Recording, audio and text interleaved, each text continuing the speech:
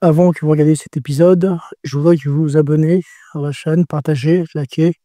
Ça m'aiderait au référencement sur les vidéos longues. Je vous en remercierai. Merci à vous. On se voit à la prochaine. Et voici l'épisode. Petit instant promo, j'ai fait un programme qui s'appelle Comprendre les expressions. C'est un programme dédié aux expressions du visage, mais en matière de dessin. C'est-à-dire que j'ai fait des visages réalistes pour les pros et des emojis pour les débutants. Sur 3 modules différents, c'est-à-dire module de base, module fusionné et module des autres, qui est beaucoup plus complet que la playlist en lui-même. Ce programme sert à lire et à dessiner les expressions du visage, mais à comprendre les bases de la psychologie humaine si vous voulez écrire un personnage ou dessiner des personnages, si vous êtes dessinateur de BD, de manga ou de comics. Ce programme ne sera pas fixe, sera des mises à jour en termes d'expression du visage, mais aussi un nouveau module que j'utilise qui est en préparation actuellement. Vous avez le programme complet en lien de description et aussi une vidéo gratuite sur les bases. Il y aura une mise à jour dans les mois qui viennent.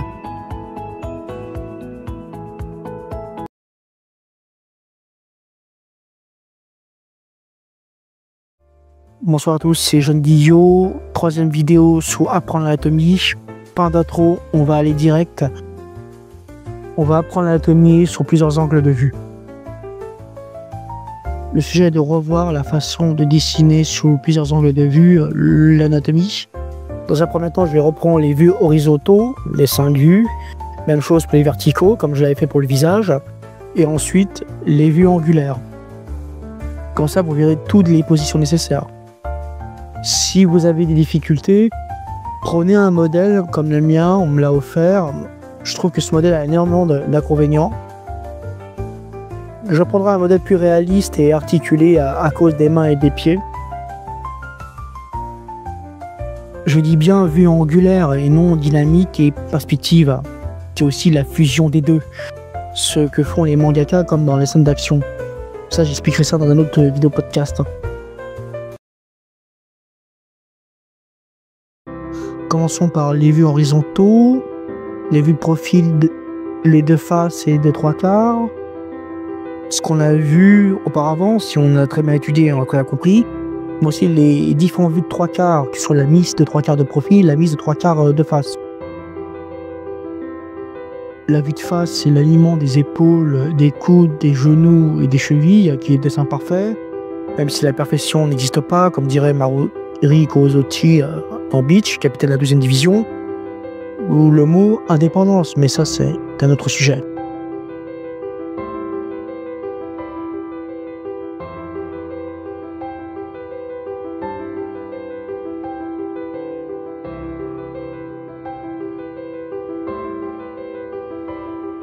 Après, vue de profil, c'est au torse, c'est à la courbe de la colonne vertébrale. Après, on ne peut pas le voir à cause du bras qui le cache, mais aussi à la position limitée de l'épaule. Après, tout dépend de la posture de vue de profil que vous avez fait. Si vous avez fait une posture droite, l'épaule est en arrière. Si vous avez fait une posture détendue ou un relâchement complet, c'est l'épaule est en avant.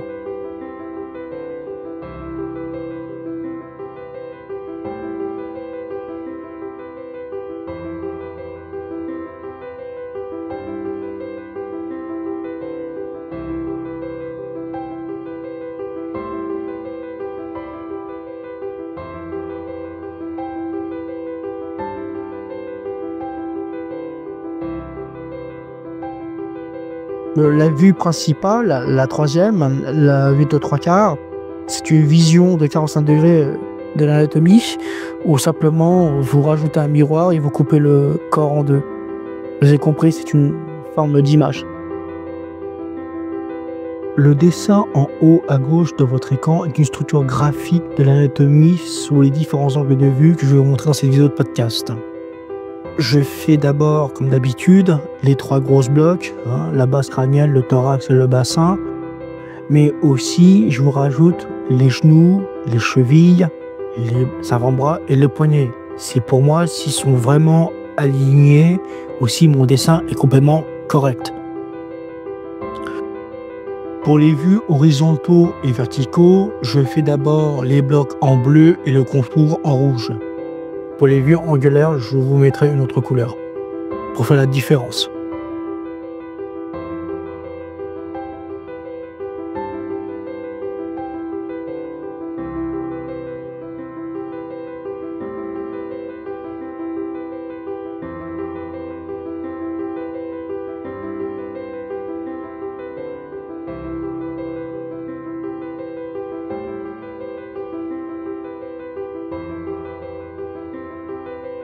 Et vous finissez avec les deux autres vues de 3/4 pour les vues horizontaux. La différence, c'est au niveau des pieds. C'est plus facile visuellement. Quand vous regardez la vue de 3/4 normale, on voit les pieds qui sont complètement opposés. Dans certains vues de 3/4, on voit que les pieds sont plus proches de la vue de gauche. En exemple, la vue de mise de 3/4 de profil. Et si on fait une vue de mix de 3/4 et de face, les pieds sont complètement alignés à 80%.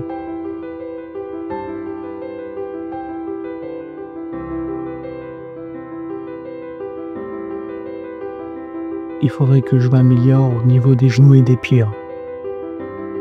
En termes de dessin, je trouve que c'est pas fameux, mais il y a des progrès par rapport à la dernière fois que je faisais.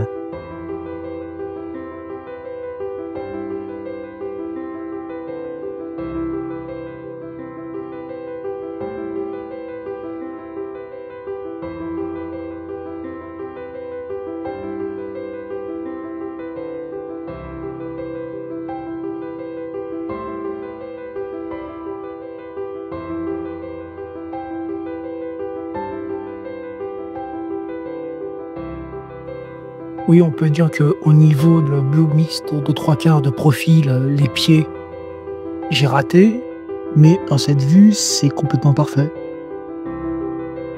Oui, vu comme je regarde encore une fois, oui, même au niveau des mains, je crois que j'avais des doutes, mais non, j'ai vraiment réussi. J'ai bien fait de le retester plusieurs fois à chaque fois.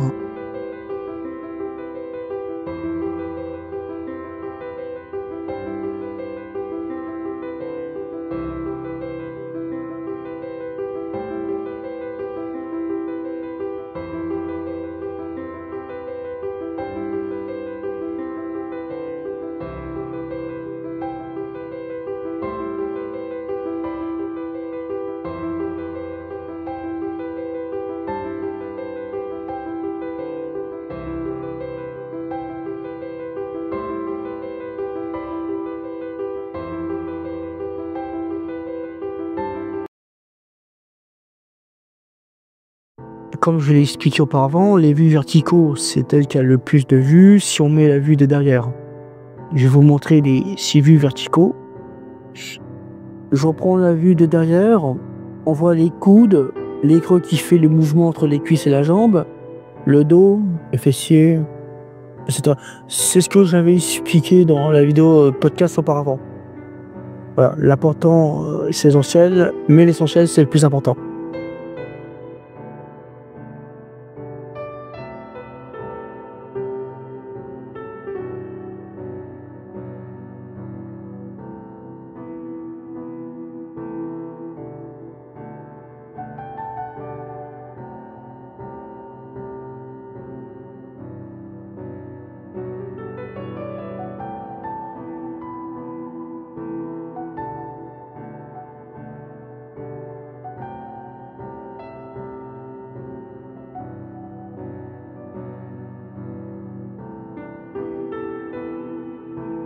Faisons la vue du dessus.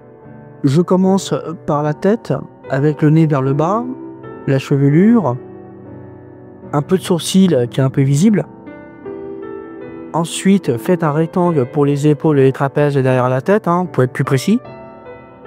Et dessinez les pieds pour finir cette vue et ajuster les pecs et le bassin, si le corps est complètement détendu. Dans cette vue du dessus, on ne voit que 10 à 15% de l'anatomie.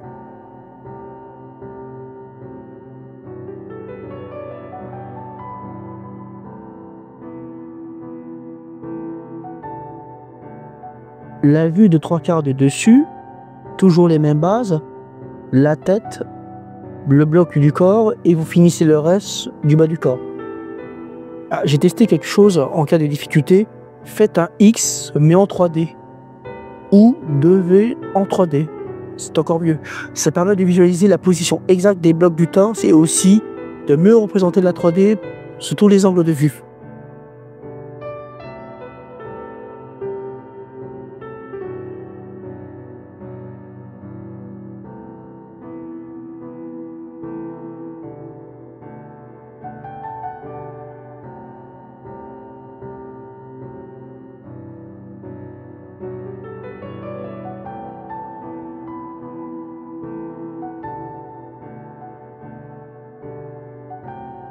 On peut faire la même chose avec la vue de 3/4 de dessous.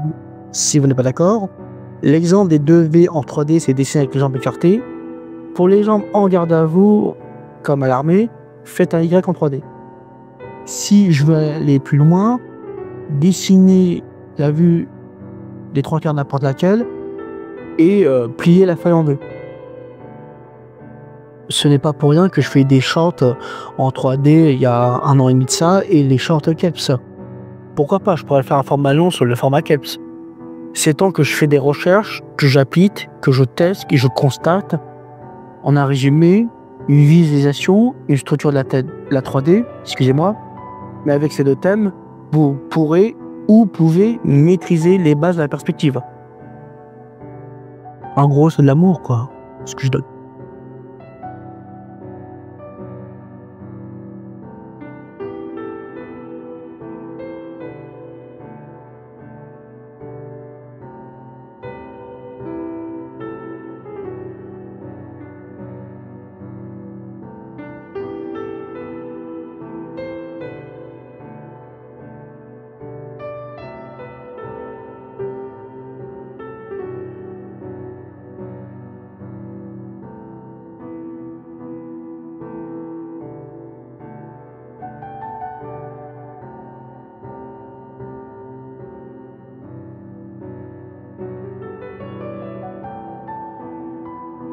Pour la vue de dessous, vous commencez par la paume des pieds.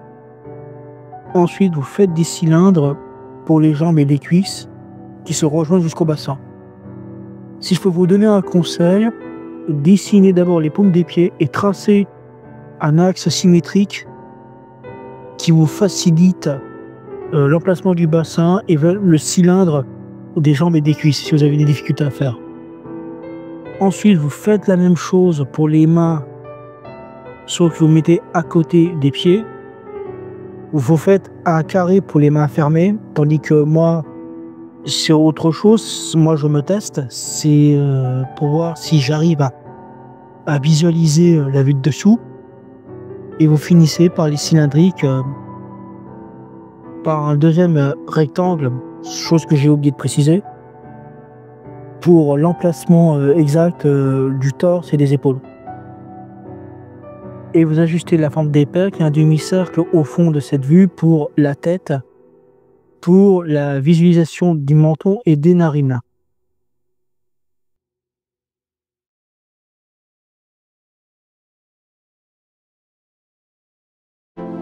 Les vues angulaires que je vais vous présenter sera en 2 parties. La première partie, je réalise les dessins par des blocs du corps pour m'auto-évaluer. Et la deuxième sera sur les perspectives, comment utiliser une boîte rectangulaire en 3D pour mieux dessiner les volumes du corps ainsi que la profondeur de l'espace d'où il se situe. D'abord, je m'auto-évalue en utilisant les blocs principaux du corps humain sur les différents vues que je vais dessiner. Après, vous observez en quoi ça peut vous aider les dessins sur les différents angles de vue et de posture. Ça permet de travailler plus intelligemment grâce à l'observation que j'ai acquis et ainsi je pourrais affûter mon style.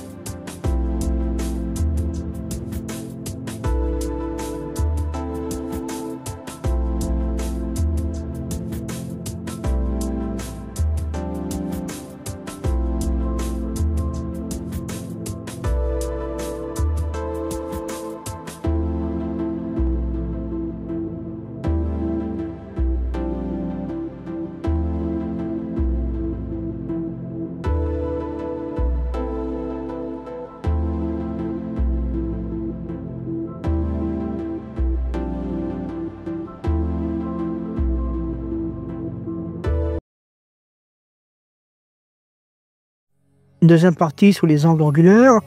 On va utiliser la perspective pour mieux comprendre, analyser et représenter et aussi optimiser les différents angles de vue ainsi que la profondeur de l'espace. La perspective est avant tout la ligne d'horizon. C'est un trait horizontal qui vous permet de définir le début du dessin, du paysage ou des personnages. C'est très connu que la ligne d'horizon correspond au niveau de l'œil du spectateur. Dans cette ligne d'horizon, je vais mettre des croix ou des points qu'on appelle points de fuite.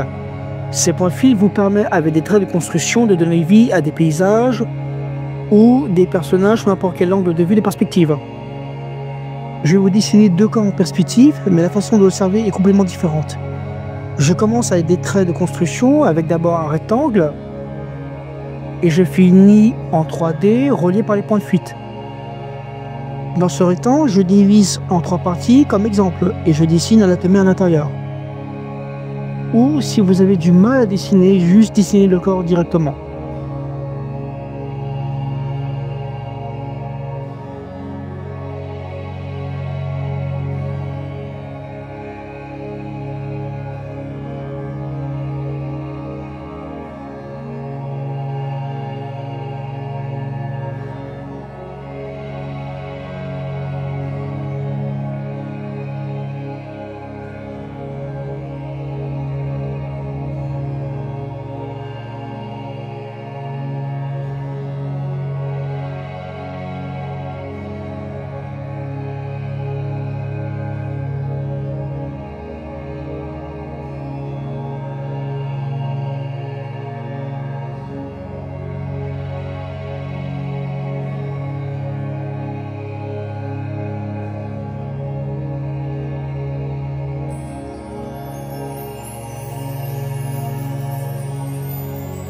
Pour le deuxième corps, on dessine une forme géométrique qui ressemble à un cerf-volant.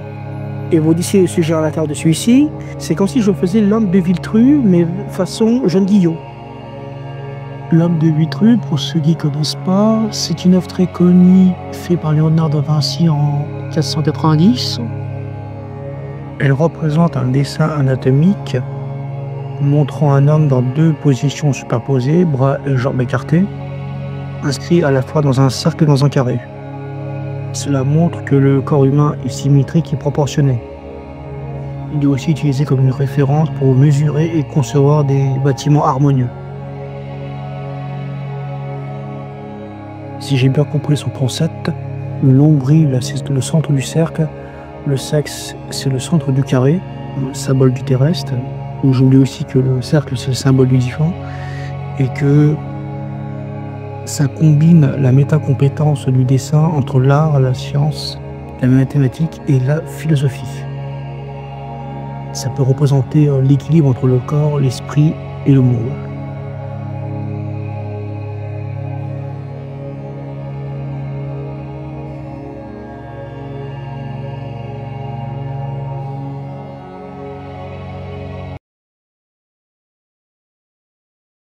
Bonus, si vous avez vraiment des difficultés avec ma méthode, je vous montre une méthode qui est beaucoup plus simplifiée pour vous. J'appelle la méthode tennis. C'est un autre de mes confrères youtubeurs, que lui il est là depuis 2-3 ans, et que lui il a simplifié la partie thorax, surtout au niveau des postures dynamiques et fixes.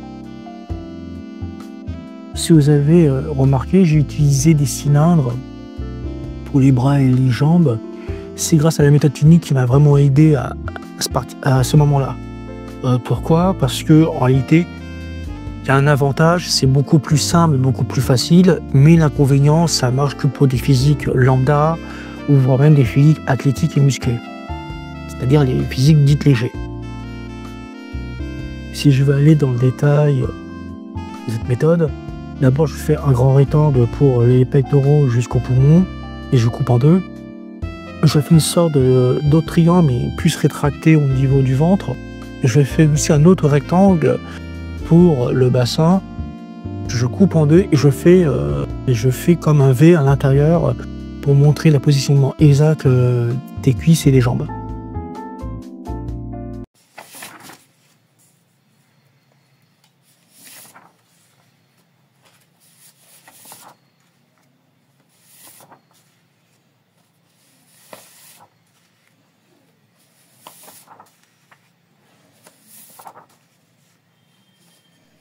La vidéo est finie, le sujet sur les angles de vue aussi. Le prochain sujet sur l'anatomie, ce sera la morphologie, qui sera en 2 parties. Merci de m'avoir écouté cette vidéo podcast. Abonnez-vous à la chaîne pour les contenus qui vont arriver. Partagez à vos amis, à vos connaissances. Likez pour faire avancer la chaîne. Commentez en quoi je peux résoudre vos problèmes. C'était Jean Guillot. On se voit à la prochaine.